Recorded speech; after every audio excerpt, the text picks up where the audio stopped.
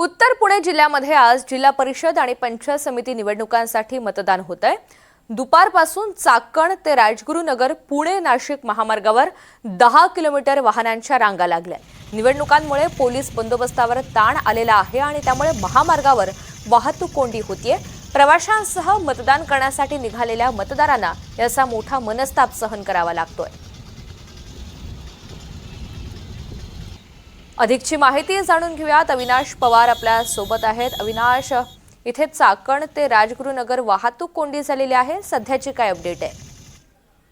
ऋतुजा, आता देखील वाहतुकीची कोंडी आपल्याला जवळजवळ 10 किलोमीटर पर्यंत असल्याची ही समोर दृश्य दिसत आहेत आणि एकूणच जर आपण पाहिलं तर आज मतदान असल्यामुळे अनेक जण हे बाहेर पडलेले आहेत।